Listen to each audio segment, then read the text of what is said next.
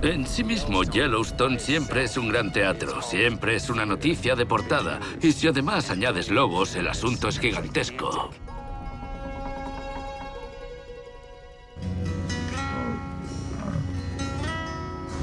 Aquí tenemos un atasco de bisontes. Ha ido mejorando poco a poco, pero es un proceso lento. Y como los bisontes no parecen demasiado preocupados, quizá esto dure un par de minutos más. Caray. Bienvenidos a Yellowstone. Durante 70 años en Yellowstone no hubo lobos. Hoy aquí a Jack Smith y a otros como él dedicados a investigar a los lobos. Los lobos fueron prácticamente borrados del mapa. Hubo mucho odio y se produjo una erradicación absoluta. Me supo mal y como ser humano me pareció injusto. Los lobos lo han pasado mal en Norteamérica desde la llegada de los primeros colonos europeos en el siglo XVII.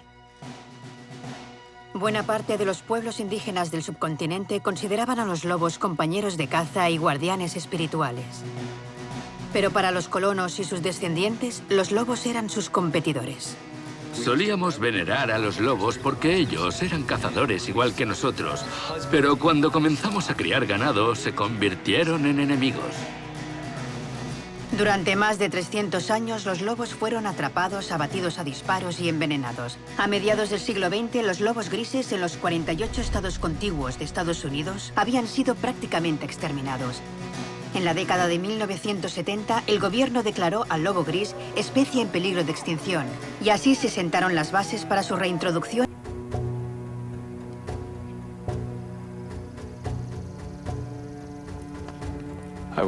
Me contrataron para reintroducir a los lobos. Llegué en noviembre de 1994. Cuando llegué a Yellowstone, como aquí no había lobos, esto me pareció una tierra estéril y descuidada. Carente de esa sensación de hogar, de fauna salvaje. Los lobos grises son una especie fundamental, pues como superdepredador sostienen todo el ecosistema. En su ausencia, la vida salvaje se desequilibró.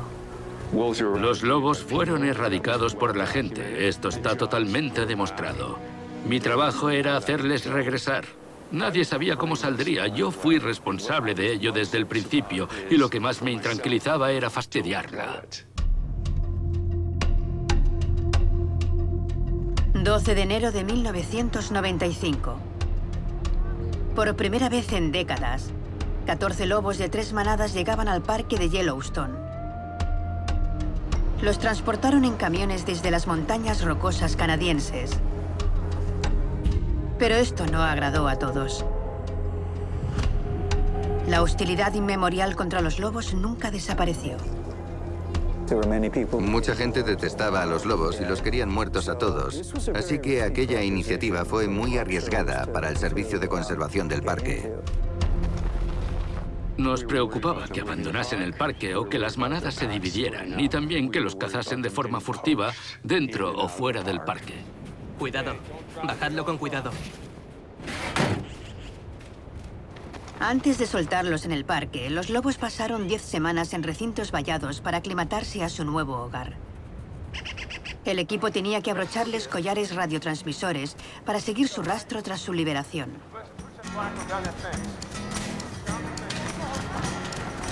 Suena fácil, pero no lo es.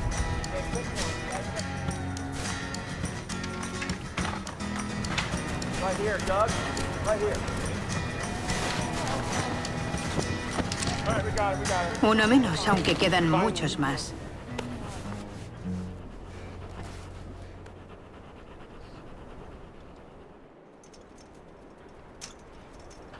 Por fin concluye su larga cautividad.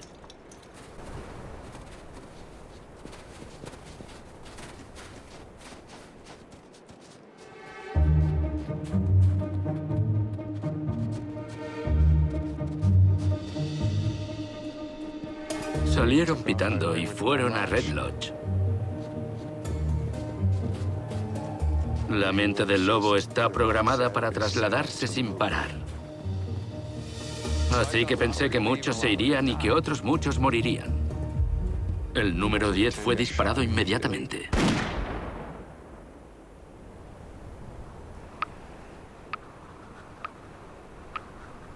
Sería un camino largo y arduo.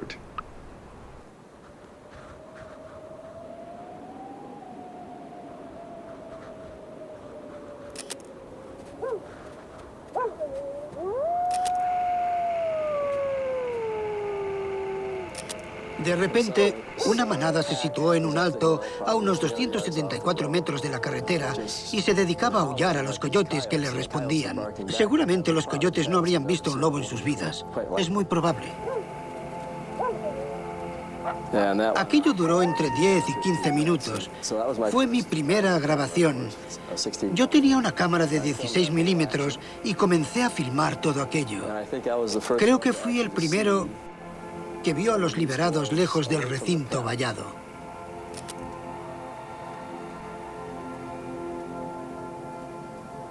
Pensé, no pueden ser lobos.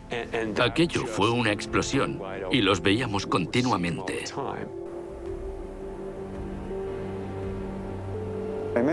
Recuerdo que pensaba que mi objetivo del año era ver un lobo.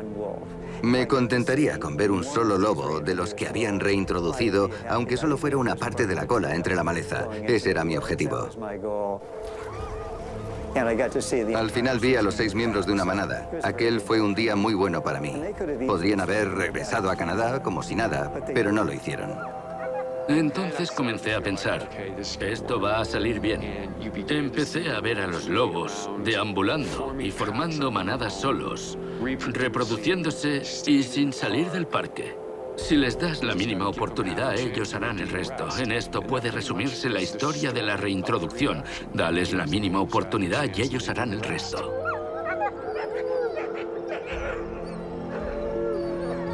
Para mí, aquel primer día fue la prueba que buscaba. Pensé, esto va a salir bien y puede durar años e incluso décadas. Y por lo que parece, quizá yo forme parte de ello. El éxito inesperado de la reintroducción exigió un enfoque nuevo en el estudio de los lobos. Casi todos nuestros estudios sobre lobos consistían en radiocollares y en sobrevolarlos, pero enseguida nos dimos cuenta de que esto sería distinto, porque en Yellowstone podías verlos desde el suelo con frecuencia. Este tipo de investigación atrajo a personajes atípicos con antecedentes diversos. Por primera vez era posible aprender sobre los lobos a través de la sencilla observación. Y así entró en escena Bob Landis.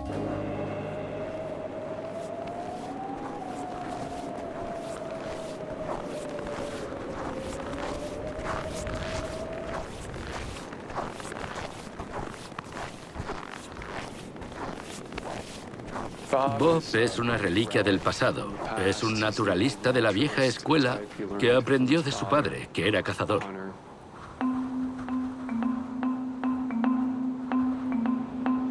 Ya no encuentras a gente como Bob.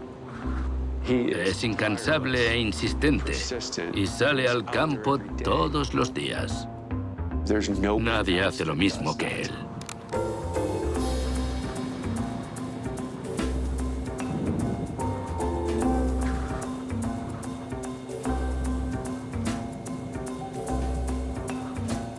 Soy un oportunista, igual que los lobos, y filmo todo lo que esté haciendo algo interesante. No sé, podrías llamarlo rutina, u obsesión, u otra cosa. ¿Por qué salgo todas las mañanas? ¿Y qué otra cosa podría hacer? La mayor parte de las imágenes las filmo desde la carretera y eso conlleva un problema. Digamos que el lobo está aquí y que debo llegar al punto más cercano porque, por supuesto, así obtendré las mejores imágenes, pero eso exige más tiempo. Si paro aquí, estaré filmando a lo largo de esta línea. Esta es la hipotenusa de este triángulo rectángulo. El lugar ideal está justo aquí. ¿Te sorprende que fuera profesor de matemáticas? No, lo importante es que es un tipo práctico y no se anda con rodeos, como las matemáticas. La longitud de la hipotenusa es la raíz cuadrada de a al cuadrado más b al cuadrado. Es una línea recta, pero hay ocasiones en las que la distancia más corta es una línea recta distinta. En casa vivo con mi perra Raven, que me dejó mi esposa. Toma, bonita. Falleció de cáncer hace 7 años. Nunca se jubiló. Eres una perrita buena. Raven es una perra muy simpática. Se ha tranquilizado mucho, casi igual que los lobos que he filmado en el pasado.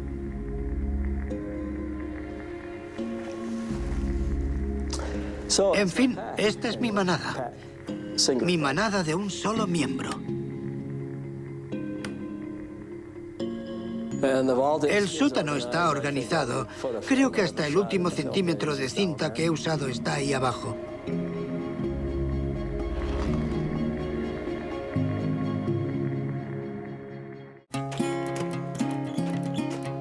Tras el regreso de los lobos a Yellowstone, Bob Landis dejó su trabajo como profesor de matemáticas y se mudó a las inmediaciones del parque para dedicarse en exclusiva a filmarlos.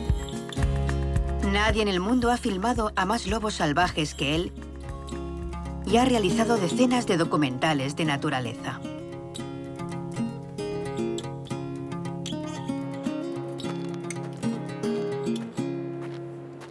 Por otra parte, sus imágenes están disponibles para los investigadores. Su labor ha transformado nuestro saber sobre los lobos. Pero aún aquí, Bob sabe que la mayoría de los días no verá ningún lobo. Es una lotería, y él solo puede aumentar sus posibilidades jugando a diario. Se me puede pasar algo por alto. Nunca sabes cuándo pueden aullar o aparecer por una colina.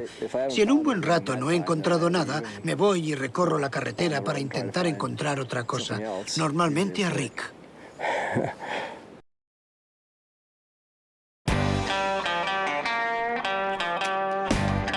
Rick McIntyre, agente forestal jubilado y naturalista experto en lobos. Jane Goodall lo llamó el gurú supremo del comportamiento de los lobos. Ningún ser humano en la historia de la humanidad ha observado a lobos salvajes tanto como él. Los persigue. Mientras Bob los filma, Rick los interpreta. Algunos dicen que sabe hablar su idioma. Lo digo de forma elogiosa, pero Rick es la persona más excéntrica que he conocido nunca. He salido a diario en los últimos 15 años. Y lo único que me lo impidió fue una operación a corazón abierto. Y no me quedó otro remedio. Desde entonces he estado saliendo casi todos los días. Rick llegó en la década de 1990, en el apogeo del proyecto de reintroducción de los lobos. Muchas manadas se establecieron cerca de la carretera y aquello atrajo a multitudes. Estar allí en ese momento de la historia del parque de Yellowstone fue algo muy especial. La histeria de la gente cuando veía lobos era digno de los Beatles. Pero los visitantes no solo querían verlos, sino también conocerlos. Así que Rick se convirtió en un Homero de nuestro tiempo y relataba las crónicas de los lobos famosos a los que había conocido también. Los amantes imposibles, la dama dirigente, los abusones del patio de recreo, las peculiares reinas de las nieves, el exiliado solitario. La pasión de Rick era contagiosa y muchos que llegaron para escuchar sus historias se convirtieron en adictos a los lobos. En los últimos 20 años he pasado 745 días observando lobos. Me autodenomino ojos de águila porque puedo localizar a algunos a mucha distancia. Es una sensación única. Tu corazón palpita cuando sales. Cuando un lobo pasa a tu lado te sientes como si hubieras encestado detrás de una línea de 3 puntos. Es la misma sensación. Te dices, toma. Mi lobo favorito es 42. Mi favorita es la hembra alfa del lago Wapiti. Me gustaría ser 302. Seguramente mi favorito sea 21. Es un Don Juan. Es una auténtica adicción. Pero para un observador más, su fascinación se inició muy pronto y acabaría marcando su trayectoria vital. Seguramente fue el primer biólogo experto en lobos a quien conocí bien. Me tomó bajo su protección desde que tenía entre 11 y 16 años. No le molestaba mucho que pasara el verano entero siguiéndolo mientras buscaba lobos. La primera vez que vi un lobo en Yellowstone tenía 11 años. Había llegado en las vacaciones de verano con mi familia, igual que los demás. These are bald eagles in Yellowstone National Park. These two bison are fighting here. Mom, can I get unbuckled? La verdad es que era un niño un poco friki. Y no es que esperaba ver muchas cosas. De niño me frustraba muy fácilmente y me decía, oh, no vamos a ver nada. Y de repente una señora en el aparcamiento gritó, ¡lobos!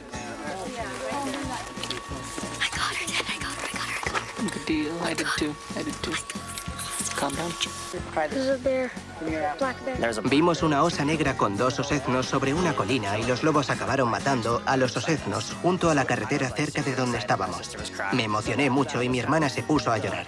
Sin duda, aquello fue mi introducción a la pasión por los lobos. Aquel día fue crucial en mi carrera.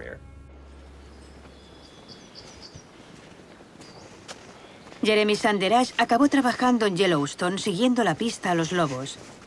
Hay quienes dicen que sigue los pasos de Rick y que algún día podría batir su récord de observación de lobos. Jeremy está hecho de la misma fibra. Es una balsa de aceite igual que Rick, tranquilo y persistente. Rick es mayor y Jeremy es joven, así que Jeremy tiene toda una vida por delante. Me preocupa un poco porque está muy obsesionado con los lobos.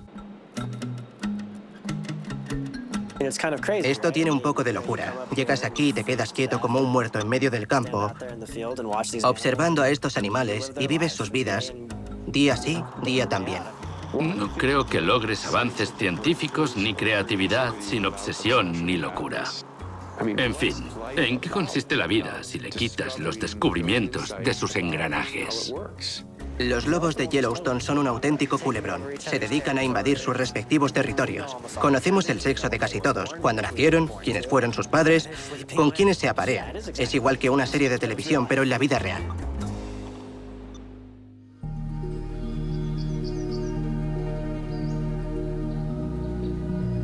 El primer encuentro de Jeremy con los lobos fue igual que el de la mayoría de los visitantes en el Valle de la Mar. Un Shangri-La para lobos repleto de todos los guapitíes que quisieran cazar. Aquí es donde proliferó el mayor y más célebre clan de lobos de Yellowstone, la manada del Pico del Druida. Aquí es donde Bob realizó la mayoría de sus filmaciones y Rick sus observaciones. Pero aunque la gente se centrase en el Valle de la Mar, en el suroeste se desarrollaba una historia en un lugar llamado Valle de Hayden, apartado de la vista de la gente. Un lugar mucho más duro donde salir adelante. Aunque los más vigorosos lo intentan.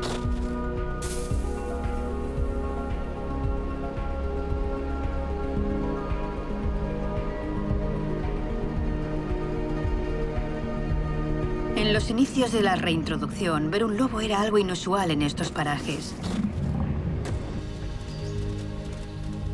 Aunque en 2005, Bob Landis localizó a uno. Era una loba blanca, una rareza. Pero desapareció.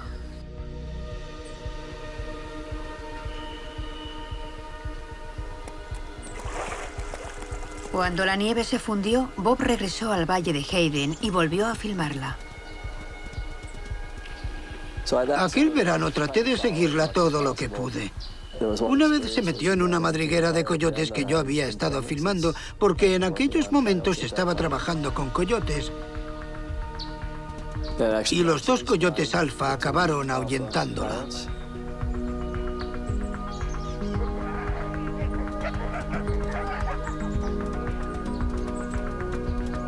Regresó a su guarida con el rabo entre las piernas. No esperaba que un lobo actuase así,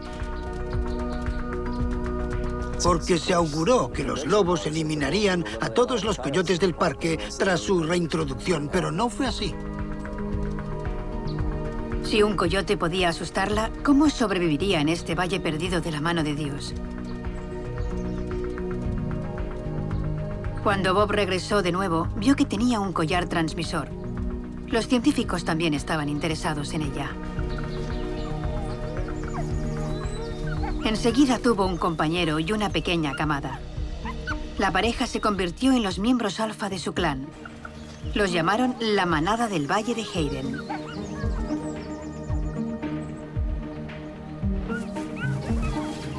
abandonaron su guarida.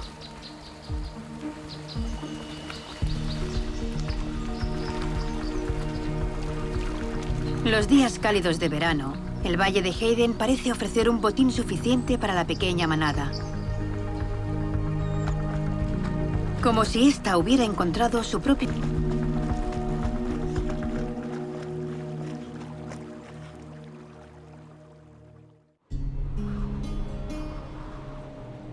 Tras la reintroducción de los lobos en Yellowstone, el paisaje comenzó a cambiar paulatinamente.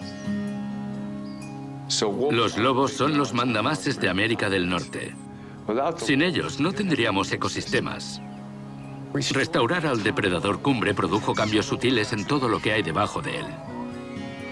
Los wapitíes habían acabado con enormes masas de vegetación para sustentar a su gran población.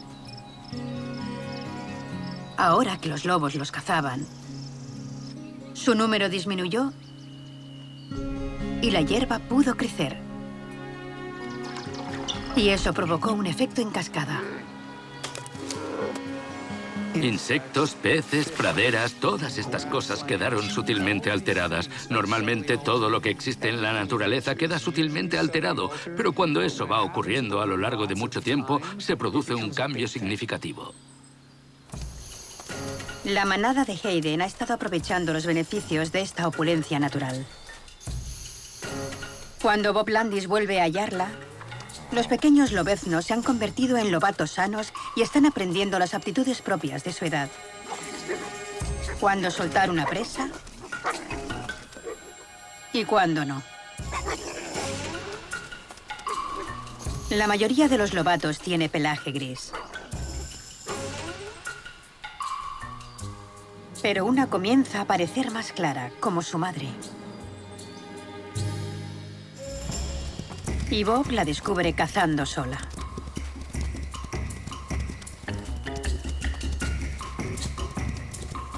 O al menos probando suerte.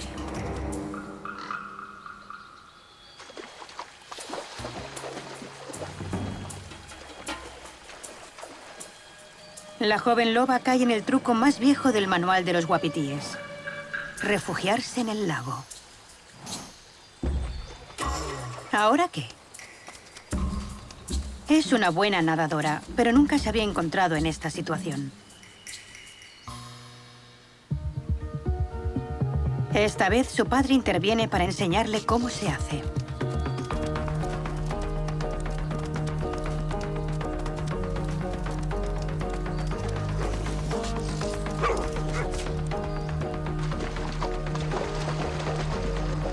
No te lo pienses demasiado.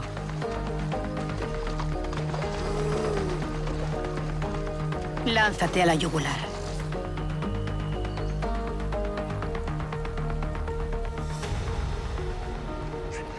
En invierno, Bob los encuentra junto a una carcasa de wapití mientras aprenden una nueva lección de su madre: cómo conservar tu presa.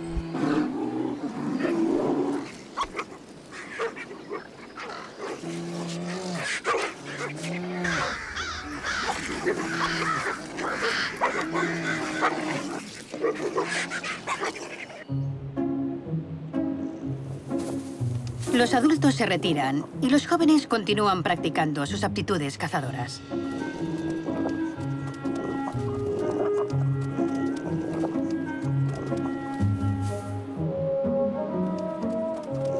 La clave es la tenacidad. Para ellos, todos son presas, aunque sea casi puro hueso.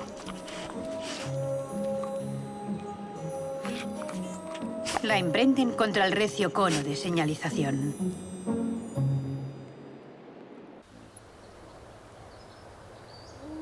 Todo marcha bien en la manada de Hayden, hasta que algo se tuerce. Un clan cercano ha penetrado en su territorio. Y no es un clan cualquiera.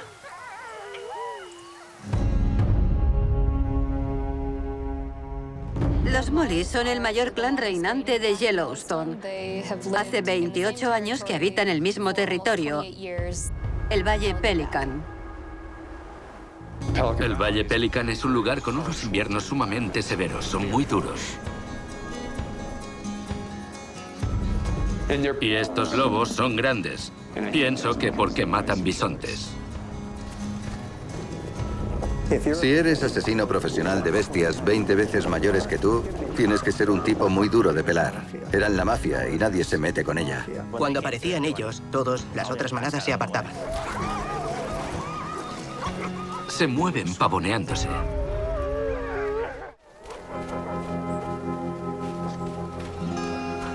La manada del Valle de Hayden estaba actuando en medio de su territorio en el Valle de Hayden y un día la manada de los Molly apareció y hubo problemas.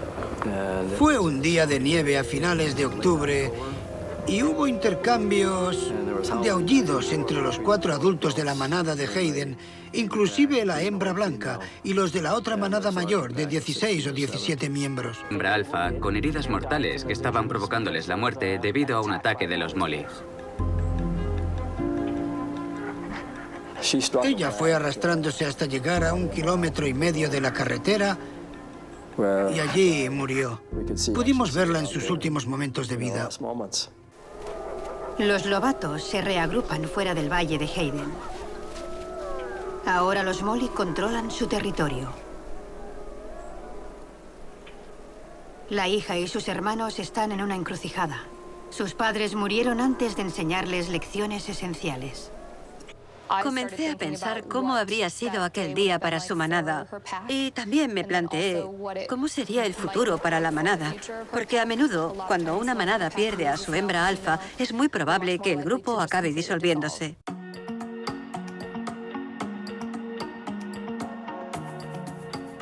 Para un lobo, la familia lo es todo. Y su vida entera se centra en conservar el grupo y en la cooperación. Pienso que en algunos aspectos cooperan mejor que los seres humanos porque tienen que enfrentarse a tareas muy complicadas y difíciles que además son sumamente peligrosas. Tienen que poner sus vidas en las patas de los demás.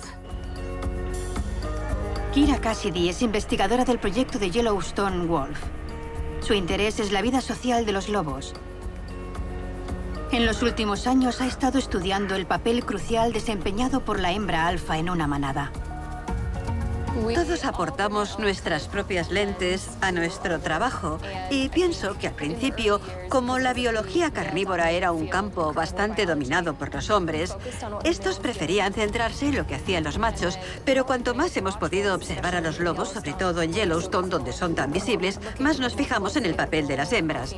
Ella dirige muchas actividades de la manada, como buena parte de los desplazamientos, y decide muchas cazas. Ella elige las ubicaciones de las guaridas, que se convierten en el centro de su actividad, donde a veces la manada pasa 4 o 5 meses criando a sus lobatos. La labor de Kira en Yellowstone comenzó en 2007, casi al mismo tiempo que una hembra asombrosa apareció en el Valle de la Mar. Nunca antes se había visto un ejemplar parecido. La hembra 06 tenía un tamaño descomunal. Es lo más parecido que habíamos visto a un lobo superhéroe. Era muy independiente y muy desenvuelta. Lo mires por donde lo mires, era despampanante. Por cierto, ese es un término biológico. ¿Cómo lo diría? Cuesta describirlo, pero saltaba a la vista que mandaba.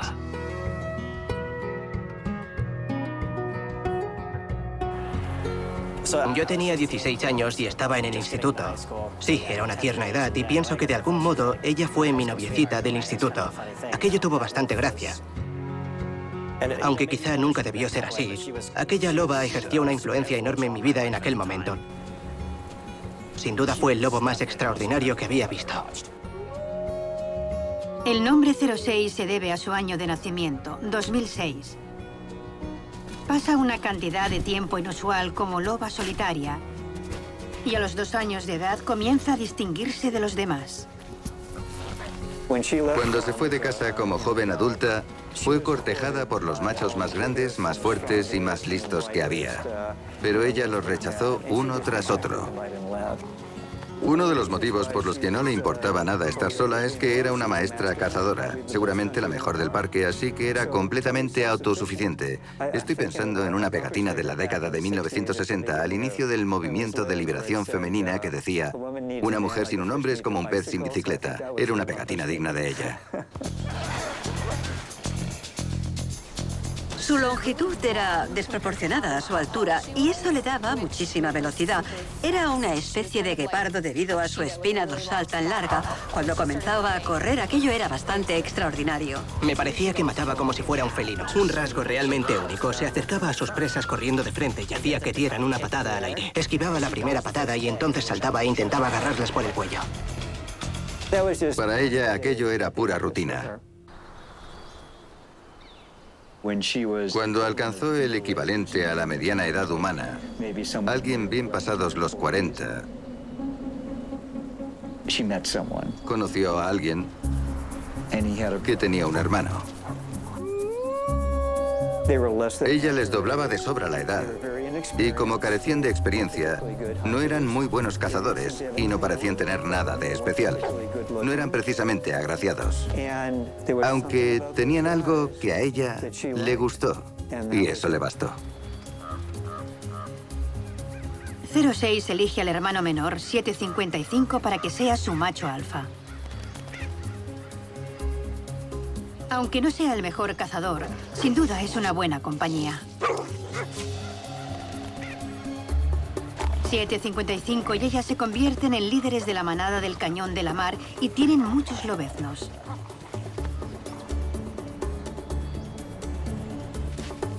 ...06 demuestra ser una madre, una cazadora y una líder excelente. Y llega a conquistar los corazones de fans de todo el mundo.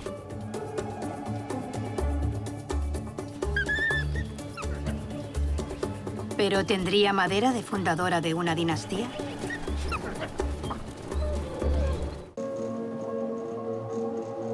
Cuando reintrodujeron a los lobos, la legislación federal los protegía de los cazadores. Aquello cambió en 2011. El plan de reintroducción estipulaba que si a los lobos les iba bien y la población se incrementaba, a partir de cierto punto los estados circundantes tendrían temporada de caza de lobos. Yellowstone continúa siendo un santuario en el que los lobos aún están protegidos por la ley. Fuera del parque carecen de ese amparo.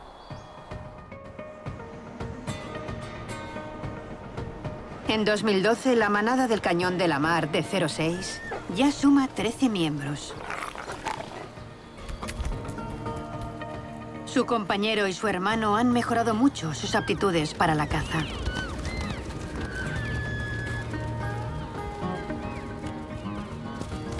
Ella les ha enseñado bien.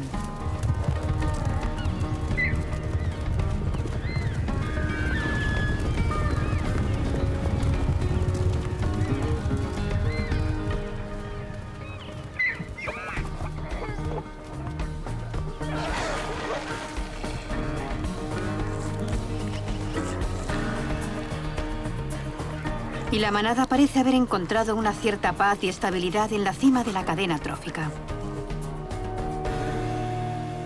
Sin embargo, a veces lo bueno no dura mucho. La población de guapitíes comienza a disminuir. Los lobos se convierten en víctimas de su propio éxito.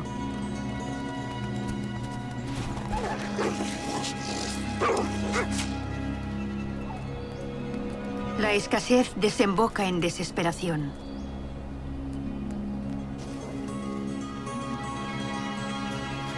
...06 lleva a su manada más allá de sus fronteras hasta la linde del parque para encontrar alimento.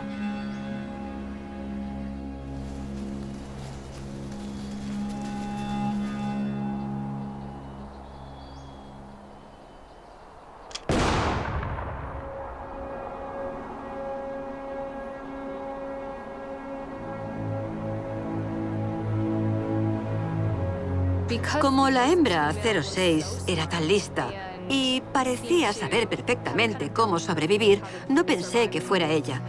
Pensé que sería cualquier otro miembro de la manada, salvo ella. La manada fue avistada por un hombre que llevaba un arma de fuego con su permiso correspondiente. Tengo un amigo que lo conoce y me dijo que cuando vio a los lobos, quiso obtener el trofeo más grande posible. Se dio cuenta de que había un lobo gris mayor que los demás. Apuntó y disparó. Se trataba de 06. El cazador de trofeos había matado a 06 y al hermano de su compañero. El macho alfa 755 sobrevivió y regresó a su hogar en el Valle de la Mar. Recuerdo nítidamente que el valle estaba completamente vacío de presas como guapitíes y bisontes. Así que 755 se dedicaba a aullar él solo.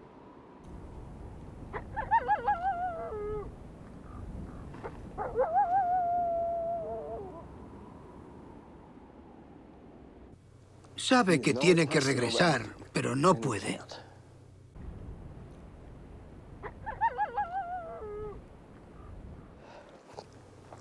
Cuando abandonó el valle, también abandonó su hogar.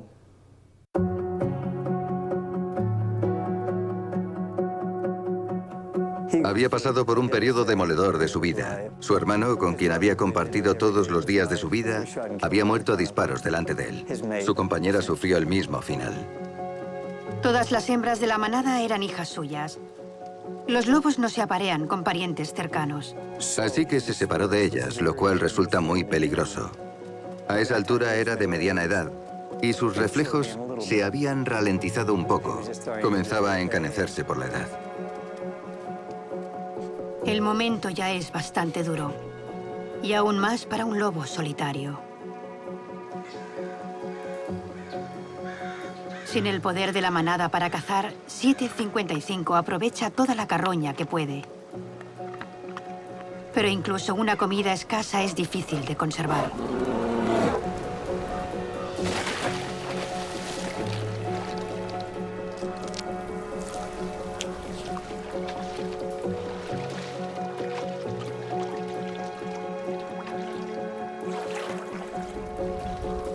Bob sigue la pista 755 todo lo que puede a fin de relatar su nueva vida.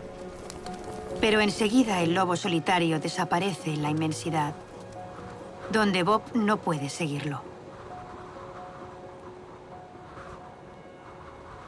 Mi vida cambió considerablemente cuando la hembra 06 recibió el disparo porque su manada literalmente se desintegró. Durante unos 10 años allí no hubo más filmaciones de lobos. Habíamos podido filmar todo tipo de comportamientos, pero aquello acabó.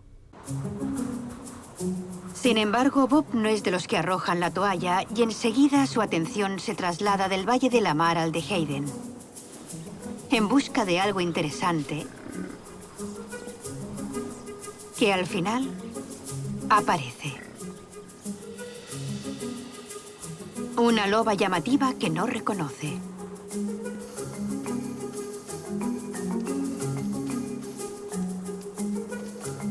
No lleva collar y los científicos tampoco parecen seguros de quién es.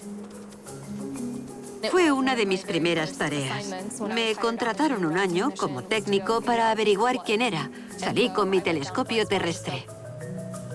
Tras mantenerla estrechamente vigilada, Kira se percata de que es la hija adulta de los alfas de Hayden masacrados. La resiliente hija joven había pasado muchos meses deambulando hasta regresar a Hayden. Aquel invierno se había unido a uno de los machos de los Molly y en el transcurso de la primavera se sumaron 2 más. Todos comenzaron a vivir en el mismo lugar del Valle de Hayden, donde ella había sido criada. La dama blanca se convierte en la hembra alfa de una nueva manada. Kira se dedica a observarlos a ella y a su compañero año tras año. Su unión suscita nuevas investigaciones. Hay una pregunta que hace tiempo que me rondaba en la cabeza. ¿Se emparejan los lobos de por vida? ¿Y qué significa realmente emparejarse de por vida? Estudiamos varias parejas y resulta que el 80% de ellas solo se disuelve cuando uno de sus miembros muere. Pero la muerte suele golpearles antes de que cumplan 5 años. Normalmente el miembro viudo busca otra pareja. Sin embargo, como estos dos se conocieron como lobatos y ambos tuvieron vidas largas, forman una poderosa pareja duradera. Es el caso atípico de todos los que tenemos. Si bien la mayoría del resto de las parejas se mantuvo unida 2 años como máximo, estos permanecieron 9 años juntos. Forman la pareja más longeva de lobos que se conoce.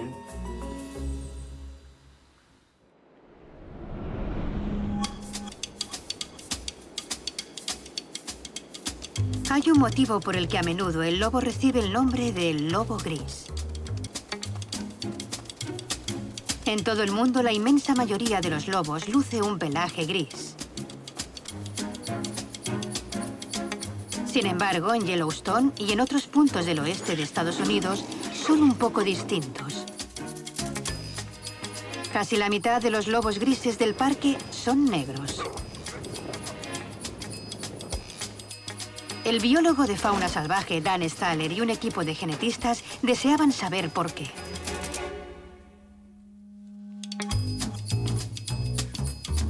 Comenzamos a cotejar el ADN de los lobos de Yellowstone con los de los lobos de colores diferentes y descubrimos que un gen explica por qué un lobo es negro o gris. El resultado más sorprendente fue una variación en el acervo genético de los lobos de pelaje negro. Los lobos actuales tienen parte de perro. Algo que ha mejorado su calidad de vida en entornos salvajes. Es una historia fascinante. Al desentrañar la historia realmente compleja de los genes de los colores en los cánidos, los perros domésticos y centrarnos luego en los lobos, descubrimos que el color negro de un lobo es una mutación que se produjo entre perros domesticados en el Viejo Mundo, seguramente en algún momento de los últimos 10.000 años aproximadamente, año más, año menos. Cuando los humanos atravesaron el puente de Beringia, llevaron perros con ellos. Es decir, por aquel entonces ya habían domesticado lobos como animales de compañía y compañeros de cacerías. Con el tiempo, algunos perros se cruzaron con lobos. Hoy en día, los lobos de pelaje negro portan este gen de perro domesticado. La evolución favoreció este gen porque brindó al lobo una ventaja determinada. Hemos sabido que durante los brotes de infecciones, como el moquillo, los lobos negros tienen un índice de supervivencia mayor que el de los grises. Cabe preguntarse por qué no son todos negros. Hemos aprendido que existe un mecanismo compensatorio. En Yellowstone, los lobos grises tienen mayor éxito reproductivo. En sus camadas hay más lobeznos y además los lobeznos grises sobreviven más. Lo que pensamos es que existe un equilibrio, un mecanismo compensatorio entre la fortaleza necesaria para combatir una infección y la que se precisa para reproducirse. Por tanto, los lobos negros son más resistentes a las enfermedades, mientras que los grises producen más crías. La otra parte de la historia es la siguiente. Los lobos negros tienden a emparejarse con lobos distintos a ellos, de un color distinto. La mayoría acaba con parejas de color gris. Por su parte, los lobos grises también se emparejan más a menudo con lobos de otro color. Por tanto, sus camadas son genéticamente más diversas y tienen una mayor mezcla de genes responsables del color, algo que influye en la salud, la reproducción, la agresividad y la supervivencia, y mantiene ambos colores a lo largo del tiempo. Es una historia compleja, aunque creo que el mensaje más sencillo es que la variación y la diversidad es la sal de la vida de los lobos de Yellowstone, y resulta fascinante. La diversidad genética de los lobos favorece una población más saludable y adaptable. Pero los pelajes gris y negro no son el fin de la historia. La variedad más exótica de Yellowstone es el lobo blanco. Desde siempre, muchos nativos americanos han considerado estos casos atípicos como sagrados. Becky Benson es una observadora de lobos entusiasta criada en las tribus Sioux y Mandan. Los nativos mantenemos un vínculo especial con los lobos, que son como guías espirituales para muchas tribus. Nuestra tribu siente un gran respeto por los lobos blancos porque están más cerca del Creador y traen mucha buena suerte. El interés en los exóticos lobos blancos creció entre los observadores de lobos y los científicos también comenzaron a fijarse más en ellos. Al principio los identificaron como lobos grises cuyo pelaje se volvía más claro con la edad, igual que en las personas. Mírame a mí. Antes todo era castaño y ahora solo hay canas. Pero los lobos blancos del Valle de Hayden se vuelven blancos cuando son lobatos, a una edad mucho más temprana que la típica para el cambio de pelaje. Ocurre algo más. Algunos indicios apuntan a genes heredados de los lobos árticos, cuyo pelaje claro les ayuda a fundirse con su entorno. Pero los resultados no son concluyentes. En los meses más cálidos, la dama blanca del Valle de Hayden no está protegida por ningún camuflaje. Al contrario, sobresale.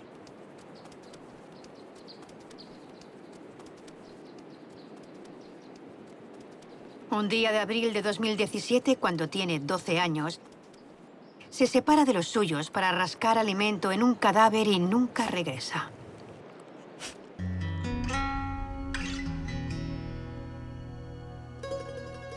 Pocos días después, es descubierta con un disparo mortal dentro de Yellowstone. Que los cazadores fuera del parque maten lobos es un hecho que los investigadores han tenido que aceptar. Este ha sido el único incidente de un lobo muerto dentro del parque desde la reintroducción y es ilegal. Este es un parque nacional, el primer parque nacional del mundo. Aquello se produjo dentro de él. La aversión a los lobos es así de mala. La intolerancia y la intransigencia llegan al punto de que le pegas un tiro a un lobo dentro del parque. Me saca de quicio. Este es uno de los últimos lugares del mundo donde se supone que están protegidos de nosotros y ni siquiera pudimos mantener la promesa que le hicimos a ella. Aquello fue un disgusto. Sigue siéndolo. Cuando mataron a la dama blanca, una amiga me llamó y me dijo que había muerto. Le pregunté cómo y ella me lo contó. Fue muy triste. Lloramos al teléfono. Los lobos deben morir como lobos en la naturaleza, no por la mano del hombre. Me da mucha rabia que alguien pueda salir a hacer eso e irse sin más. La verdad es que no puedes hacer mucho. Tienes que acudir a los cuerpos de seguridad. Investigaron para encontrar a la persona culpable, pero no lo lograron. Y sucede lo previsto. Con la pérdida de su hembra alfa, la manada se sume en la confusión y se disuelve. El compañero de la hembra se va y los jóvenes huyen a lugares desconocidos.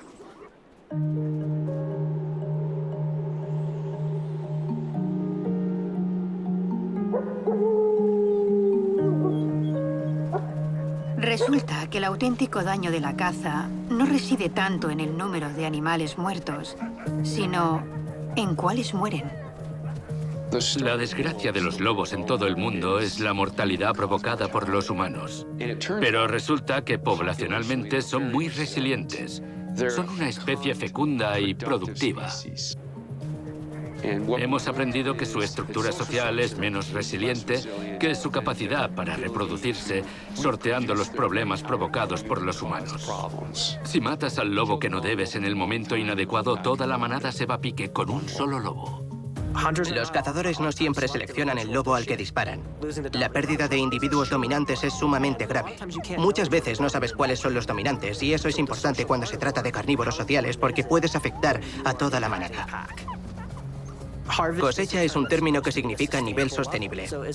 ¿Pero acaso es nivel sostenible provocar la desaparición completa de una manada? Y para colmo, por decir esto, podría meterme en un lío. Sin la hembra alfa, es probable que el linaje del Valle de Hayden se extinga aquí. Pero en el mundo del lobo no hay nada predecible. Enseguida comienza a circular la noticia de que hay un nuevo lobo en Hayden que guarda un asombroso parecido con dos lobos que se han convertido en legendarios.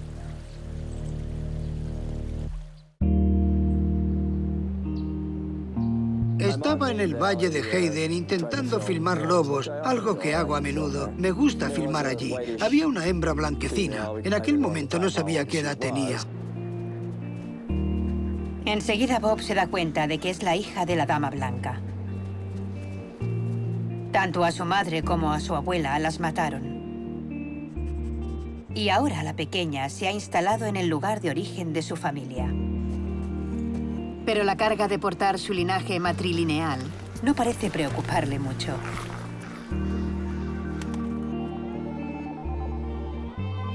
Mientras Bob la filma, los investigadores la observan.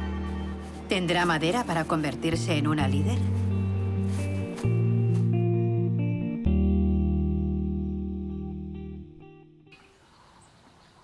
Reparan en que se le da muy bien cazar guapitíes.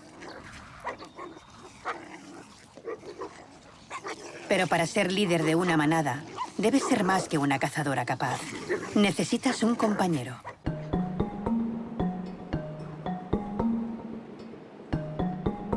Y en el momento justo, el lobo adecuado aparece en el valle de Hayden.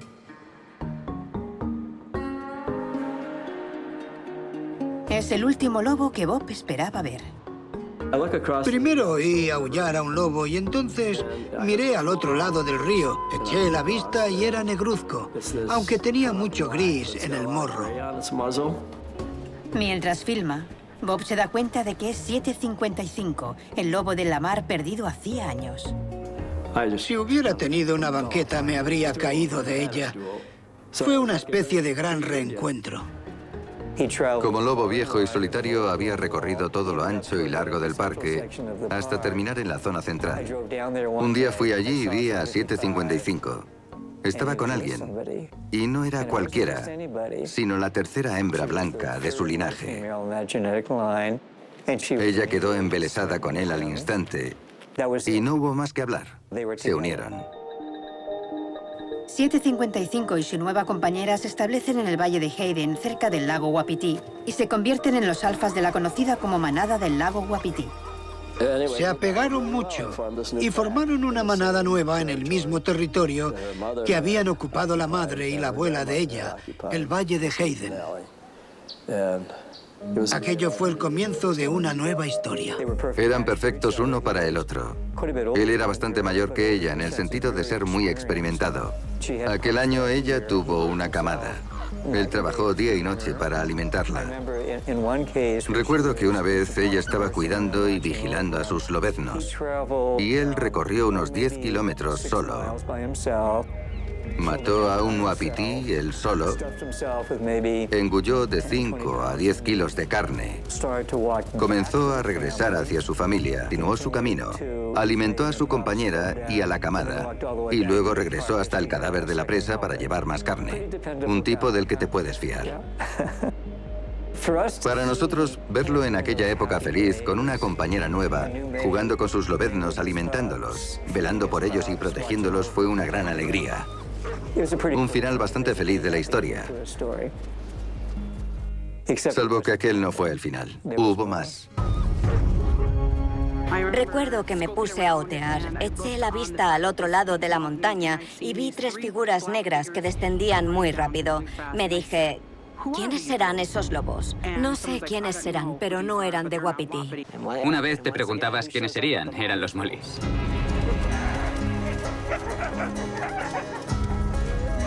Enseguida nos percatamos de que tenían un plan. Querían apoderarse de ese territorio y de la compañera de 7:55. Cuando los Molly llegaron me supo muy mal porque al principio veías que 7:55 estaba muy intranquilo por su presencia. Entonces echó a correr porque ellos lo perseguían, por no decir algo peor. Me asusté mucho por lo que iba a suceder. La mayoría de las invasiones son rápidas. Cuando un alfa muere, todo cambia. Pero 7:55 se niega a irse.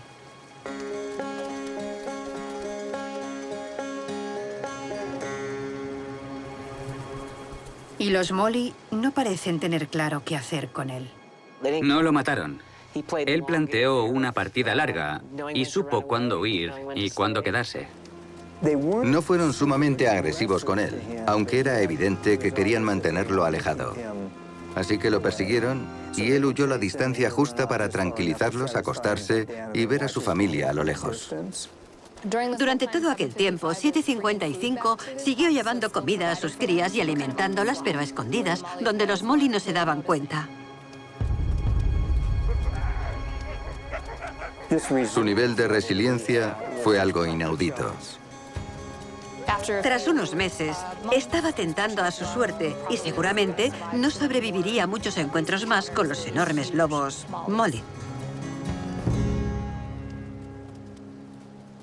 La hembra Wapiti debe tomar una decisión. Estar con su compañero entregado o aceptar a los chicos de los Molly. Optó por los jóvenes. Seguramente desde su punto de vista aceptar a aquellos machos y despedirse de 755 fue la decisión correcta, porque ahora tenía 3 machos jóvenes a quienes atender en vez de a uno solo y viejo. Lo interesante de las hembras es que ellas hacen lo que sea necesario para sobrevivir, para vivir un año más y tener más crías. Sus lealtades acaban ahí.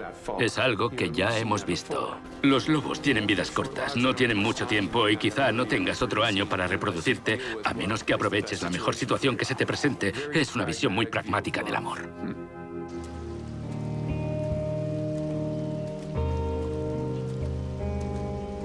Fue un caso de divorcio. Al final, 755 se rinde. No iba a ser capaz de quedarse allí. Así que un día se fue. 755 se dirige al este y deja a su familia atrás. Ya no son los suyos. Nunca más se le vuelve a ver en el Valle de Hayden.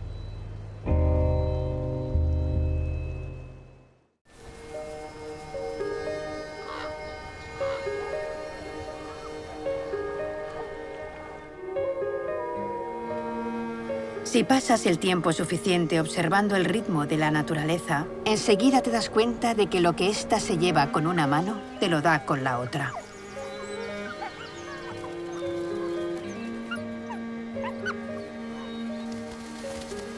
La incursión de los Molly fue un golpe incruento. Ningún lobo de la manada del lago Wapiti salió herido. Las cosas no le salieron bien a 755, pero su derrocamiento puso en marcha una serie de acontecimientos que reforzarían a la manada de Wapiti como nunca antes. Este cambio lo registró la incorporación más reciente al equipo de Yellowstone, Jeremy Sanderash. Todo comenzó cuando desde la universidad redacté una nota para una publicación científica que describía aquella situación. A partir de entonces todo fue rodado. Jeremy se percató de un incremento significativo de la población. Pocos años después de la llegada de los Molly, los Wapiti pasaron de ser unos pocos lobos a formar una manada formidable.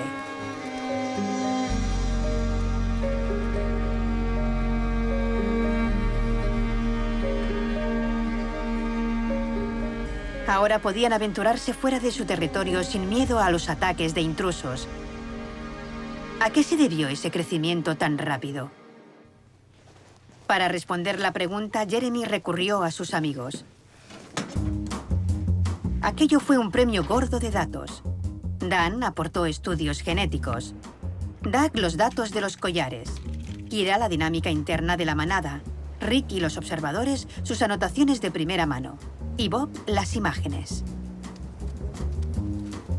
Cuando el equipo puso en común toda su labor, publicó el primer artículo de investigación que explicaba cómo el derrocamiento de un lobo conllevó una rápida ampliación de una manada.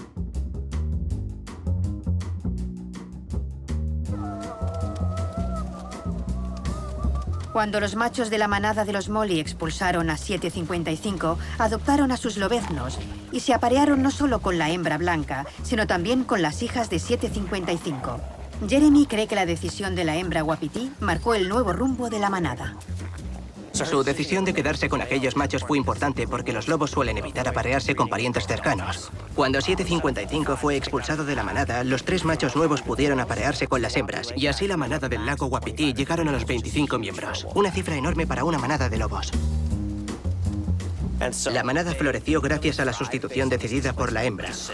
La otra ventaja es que buena parte de la prole porta los genes de 755 que se propagan por todo el ecosistema. Lo sepa o no, para un lobo esto es una existencia productiva.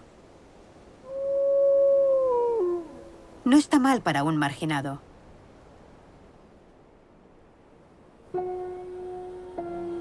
La historia de los lobos de Yellowstone es una cuestión de tiempo,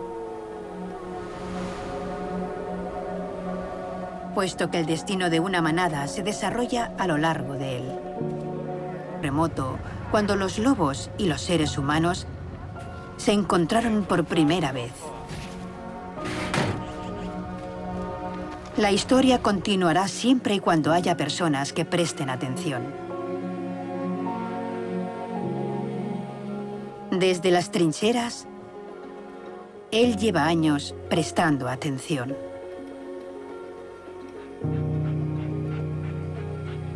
Vivimos en un mundo de centros comerciales y aparcamientos. Pero cuando sales a la naturaleza y ves a un lobo relacionarse con un oso grizzly delante de ti o perseguir a un wapiti, La historia terminará cuando los lobos desaparezcan. Una posibilidad que parece muy lejana. Por ahora, el legado de las hembras alfa del Valle de Hayden está muy vivo. ¿A quién le corresponderá aportar el linaje matrilineal del Valle de Hayden? Las posibilidades son numerosas.